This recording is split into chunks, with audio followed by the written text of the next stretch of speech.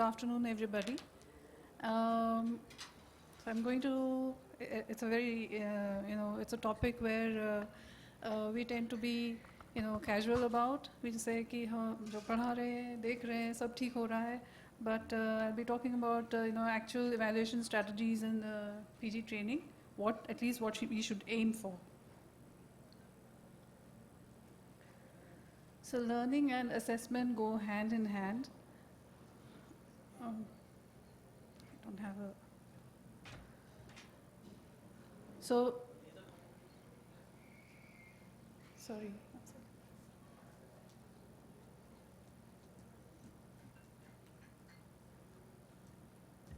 Okay. Thank you. ठीक. So basically, you can assess what you have taught. So the assessment method should be compatible with the training objectives. So you can only assess your postgraduate on what you have been teaching him or her. So for that, you have to ensure the quality of training. So first and foremost, your training has to be like really good for you to expect any good assessment of what you have been or what the PG has been doing. Ultimate goal of training and assessment is delivery of best eye care. Basically, you're training your postgraduate to deliver the best eye care that he or she could. So what is the aim of a PG educational program? What do you aim for? You want to make your postgraduate competent to diagnose, to treat, and to manage the most common conditions with minimal error. There should be minimal error in doing the basic things. He or she should have a good decision making and a fair amount of surgical skills. You also assess him on his dissertation or the research he or she does. And it is just not the clinical part, it's also professionalism and ethics. This is also part of the curriculum that you should be teaching and assessing your postgraduate on. Everything, whatever he or she is doing should be ethical, should be professional. This is part of your teaching, for your training. Good communication, that is also essential with your colleagues as well as the patients.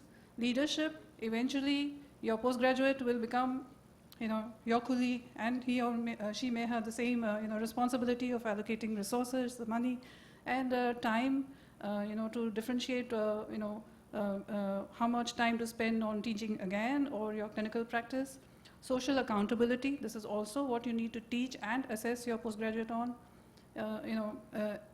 As a doctor, you're not there just to look at the money. You have to, serve the society as well. You should teach him or her that too. And a basic understanding of the system-based practice. So the assessment methods are basically of two types. One is the formative feedback. Formative as in, it's a assessment designed to improve the performance and which is shared with the resident. It is a very concrete feedback. You're examining what your postgraduate is doing and telling him this is where you're going wrong. Whereas a summative feedback is you're just passing or failing a candidate. So throughout the year, ideally a formative feedback should be done. As in, you keep examining and assessing your postgraduate and keep giving him the feedback so that he has further improvement. Passing and failing is sometimes, this is all, at least in our times, this is all we had. All 3 years in our MS ophthalmology, we just work, and in the end, you just pass or fail. There's no concrete way to really judge whether you're doing well or not as a postgraduate. So this is eventually you can do a summative feedback, but formative feedback is what one needs to really, really focus on. So what is the aim of a formative feedback? You have to give your postgraduate timely, specific, constructive, and fair feedback on the basis of the examination results. You can't just tell a postgraduate that you're a duffer, you can't do this. That's just not right. You have to, all this aims to be, you have to aim at a constructive interaction. Everything should promote learning. The postgraduate should not be so disheartened that he feels like leaving, You have to tell him where he or she needs to improve. So that should be the aim of your assessment. It has to be a fair feedback and a constructive one. So by assessing correctly, you're also assuring your own program has a certain level of quality or excellence, your own teaching program. If you're teaching right, if you're assessing right, that's how your program becomes a it rises in excellence. But to assess, you should have these basic things, like you should have a certain standard of structure. That means you should have you should have all the relevant equipment. You cannot assess your postgraduate on something that he's never seen. Like, for example, in some places there is no OCT. You can't assess him on his knowledge in OCT if he's never seen one or never touched one. Or if there is no operating theater, or if he doesn't know what a HEPA filter is, he doesn't know, what you do, how to drape, all these things.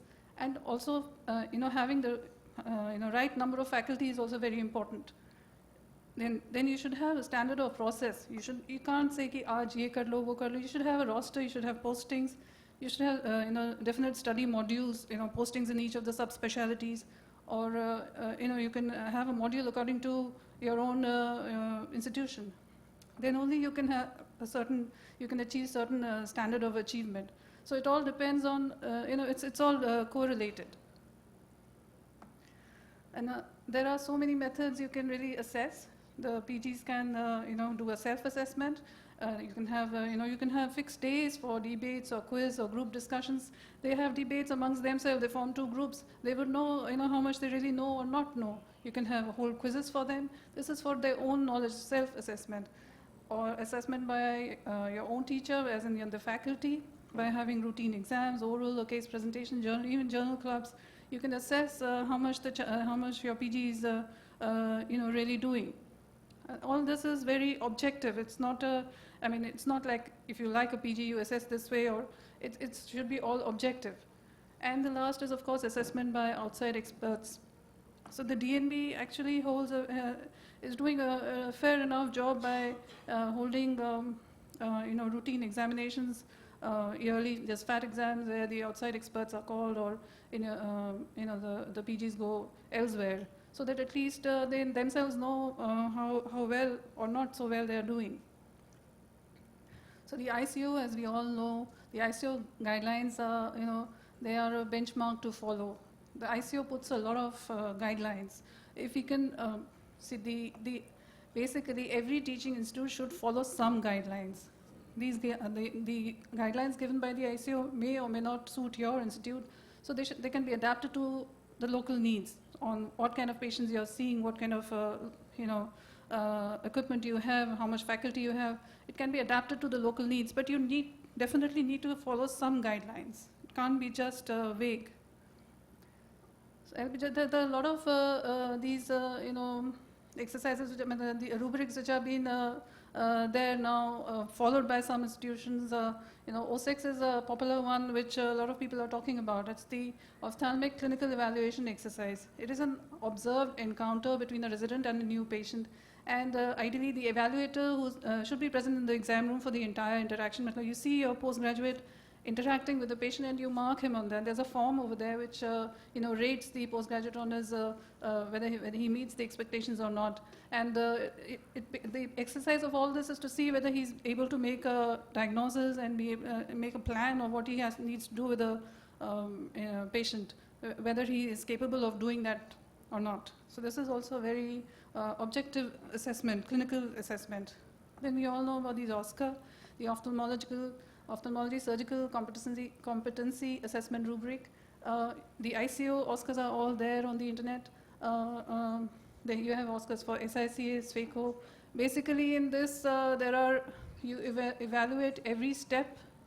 Ideally, as going through the last session, you sit with the postgraduate and you evaluate him on every step that he's doing, the incision, the CCC, the phaco, the IA, and you assess him at the beginning of his posting, and you assess him at the end of the posting, and it's sort of, you see the progress, what he's making. Then only, ideally, you should give him an independent, you have to be there to assess him, and then he and you both will feel more confident in his doing independent surgeries. There are OSCAs for a lot of surgeries, SICS, phaco, pediatric cataract surgery, squint, whatever, according to your local needs, you can teach the postgraduate. They're also talking about video observation of procedural skill. The OSCE is based on direct observation of procedural skills. That is, the teacher is sitting with the postgraduate to really observe what he's doing. But the other option is the video observation. You make a video of the postgraduate operating, and then you judge him on that. Then this is more convenient, and you can have multiple assessors. And a lot of places, now some of places, not all, lot, but some places have surgical simulators, as in there are surgical procedures on pig eyes or eyesight simulator. If there are not enough patients, you can teach and assess your postgraduate on that. And you have other similar kind of rubrics like OSS, which is an objective assessment of intraocular surgery, or GRASS, that is behaviorally anchored rubric, means preoperative knowledge, microscope use, instrument handling, and others which are used by different universities. So the take-home message is that you need to follow some guidelines. They have to be objective. They have to be constructive. You want to see your postgraduate really do well, be a good ophthalmologist. I mean, that's what will give you maximum pleasure, and that's what is going to make your postgraduates happy too. Thank you.